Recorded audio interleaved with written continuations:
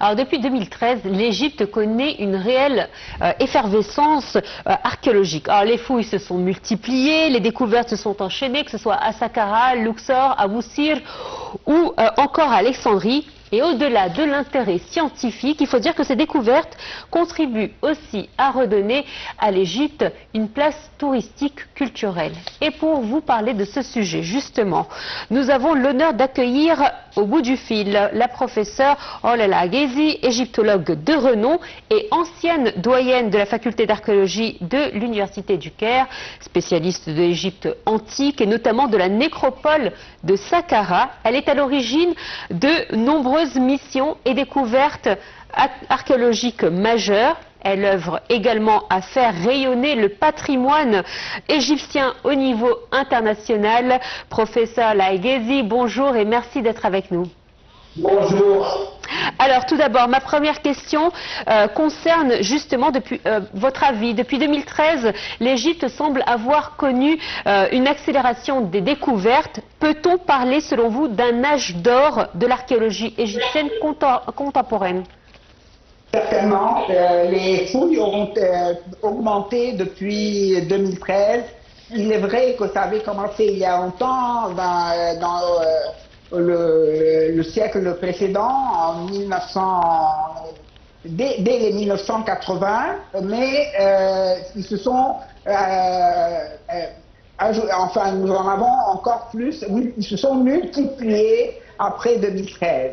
Nous avons beaucoup de nouvelles découvertes, que ce soit à Saqqara, et certainement Saqqara est connue pour être la ville qui donne un nombre de trésors. Toutes les années, on a de nouvelles découvertes.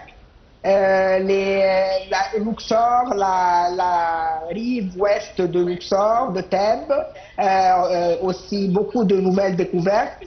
À Boussir, comme vous avez dit, même au Fayoum, partout, dans le delta même, partout, il y a de nouvelles découvertes. Et justement, oui, je vous en prie.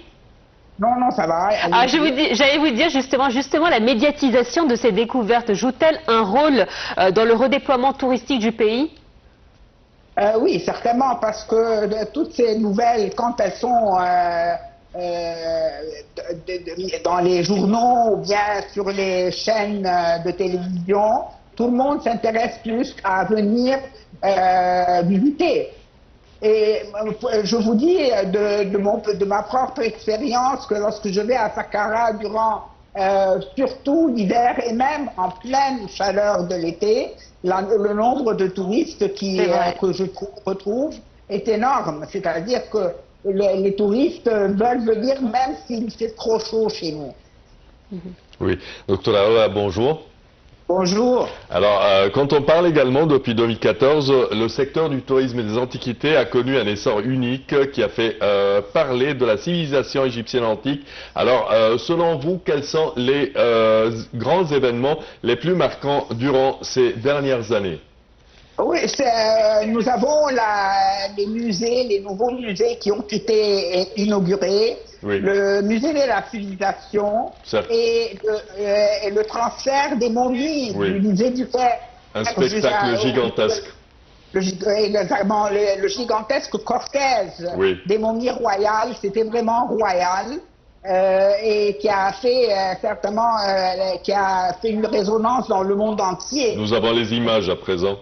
Oui, c'était tellement bien fait et excellent comme représentation de la civilisation égyptienne, mais surtout de l'idée de la mort et de l'embaumement chez les anciens Égyptiens. Oui. Récemment mis dans le musée de la civilisation la visite de ces momies dans un sous-sol qui représente l'autre monde, aussi reçoit beaucoup de visites, que ce soit des touristes ou bien même des Égyptiens qui sont très intéressés à voir pour la première fois avoir l'occasion de voir ces momies toutes déposées d'une manière très moderne, très scientifique, c'est intéressant pour tout le monde. Alors justement, docteur Ola, toutes ces découvertes ont nécessité des archéologues d'expérience. Aujourd'hui, nous avons la chance d'avoir des Égyptiens qui ont excellé dans ce domaine. Alors comment se déroulent aujourd'hui les relations entre les archéologues égyptiens et les missions étrangères? Est-ce que l'Égypte affirme de plus en plus son expertise autonome? Certainement que nous pouvons, certainement. Moi, je travaille dans mes fouilles toute seule, mais je suis suivi par les missions étrangères, je suis suivi par l'Institut français d'archéologie orientale, je suis suivi par le musée de Leyde en Hollande, qui ont des fouilles tout près des nôtres et qui s'intéressent toujours très au site de Saqqara. Nous complétons. Vous pouvez dire que nos fouilles complètent les fouilles de l'université ou bien du musée de Leyde. Et ils donnent des résultats très intéressants pour l'époque ramesside.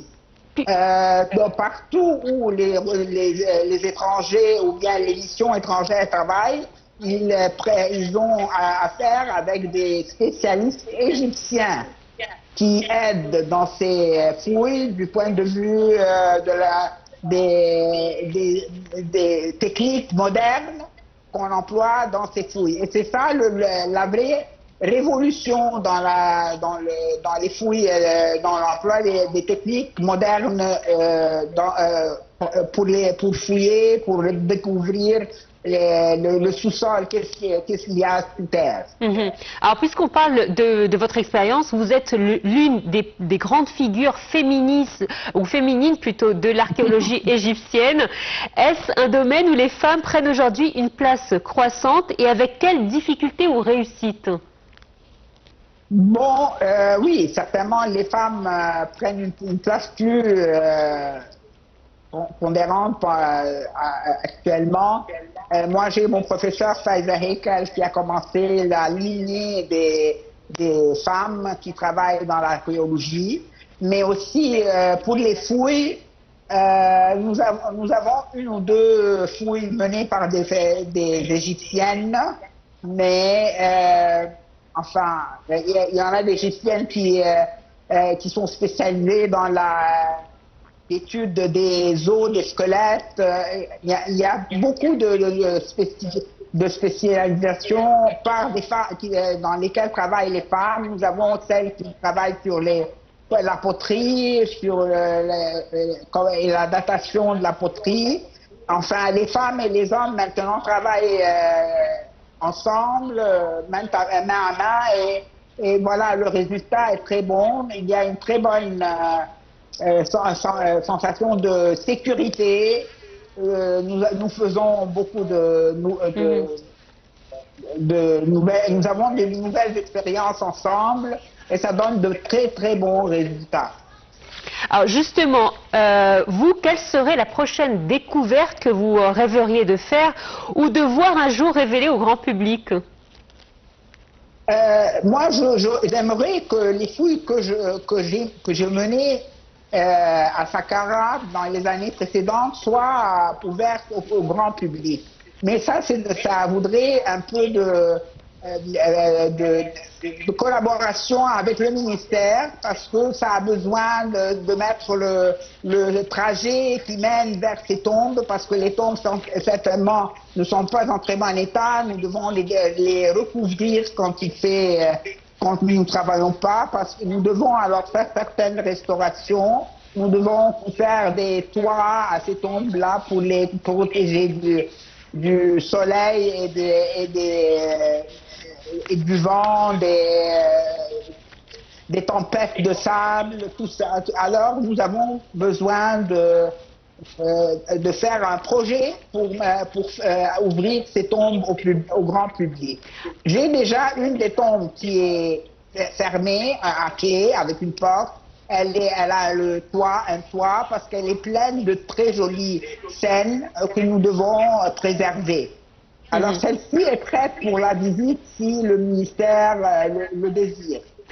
Eh bien, on espère un jour pouvoir en discuter avec vous lorsque vous aurez le feu vert justement du ministère pour l'ouvrir au grand public. Merci encore une fois, professeur Olala Ghezi. Je rappelle que vous êtes égyptologue de renom et ancienne doyenne de la faculté d'archéologie de l'université du Caire.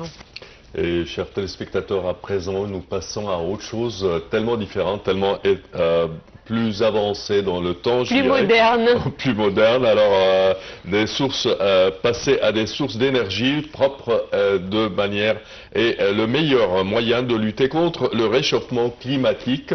Alors, c'est dans ce même contexte que les voitures électriques font partie des options écologiques, mais faire ce choix en Égypte répond à d'autres critères également. Pour plus de détails, voici un commentaire.